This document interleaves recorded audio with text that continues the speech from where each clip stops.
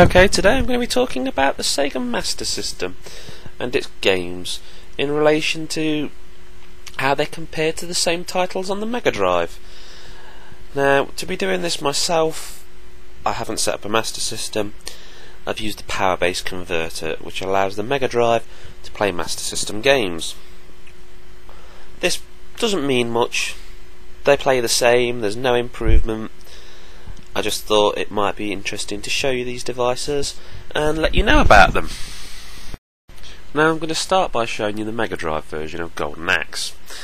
It's important to realise that the Mega Drive version of Golden Axe is in fact a cut down version of the arcade game Golden Axe. So, as I am comparing it to the Master System and the changes that have been made, people have compared the Mega Drive one to the arcade. So I am not posting that this is the definitive version of Golden Axe, because that would be the arcade machine. As you'll have noticed, I've picked Axe Battle and the Barbarian character. I've done this as you will notice later, he is the only character you can be in the Master System version. So I've done this to help the comparison. Okay, and now I'll give a sort of quick fire review of the Mega Drive version of Golden Axe. Now, as you've seen, the intro screen's good. There's 3 characters you can pick from. They are pretty different to play as.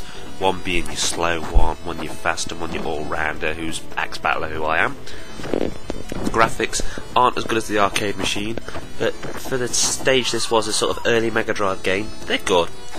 And the music, it's catchy, it fits in with it, and it gets you pumped, and it makes you... it gives the kind of right emotion that you're out there to go hacking. And for those that have played the arcade machine and then wanted it in their home, it was as close as you could get at the time, unless you were a millionaire. And it's a good game. I like it. And now we have the Master System version, and instead of getting to pick from 3 characters, you have to be Axe Battler, but you can pick the type of magic he uses. Although the sound can instantly be called inferior to the Mega Drive one, it holds the same flavour, it has the same sort of beat to it, and it brings across the same emotion, and I really can't fault them. They've done what they can do with the Master System's abilities. The graphics are okay for the Master System, they do what they're supposed to, and they don't look too bad. But the one area that really ruins it for me, there's no 2-player. And in games like this, and Streets of Rage, and Final Fight, it's the 2-player that turns a good game into a great game. Playing through it with your friends, battling for score, it really means a lot, and the absence of it does seriously cripple the Master System version. Back in the day, the differences between the Master System and Mega Drive version weren't such a big issue, because you'd probably only own one of them. You'd be used to the one you'd got. If you didn't own the Mega Drive one, how would you know how inferior the Master System version was? Not only that, but there was money considerations to be taken as well. Maybe you couldn't afford a Mega Drive. But nowadays, looking back at it, this might explain why the Master System doesn't get as much retro love as the Mega Drive. I mean, money's not as big a hindrance now, because these machines are retro and you pick the games up in charity shops and flea markets. And you can get the Mega Drive superior version or the Master System version, and they're going to cost you similar now. So why would you opt for the Master System version? I mean, I wouldn't, and I love the Master System.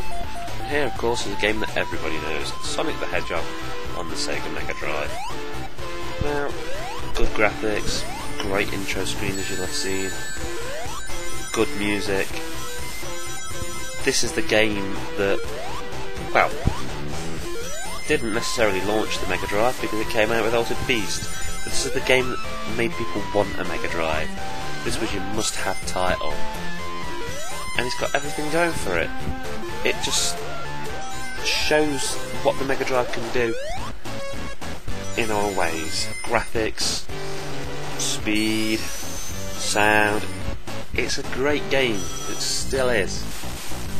It gives off the impression that it's built with a great knowledge behind it of what the Mega Drive can do, should do, and you just feel like it's made to push the Mega Drive well, at least at the time, and it's made to sell it.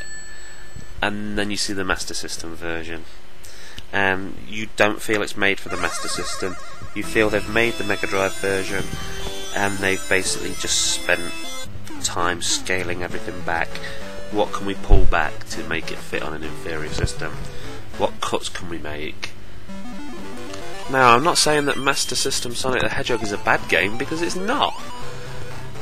It's just so overshadowed by its bigger brother, and you just feel like, I don't know, I just prefer games on the Master System like Alex the Kid.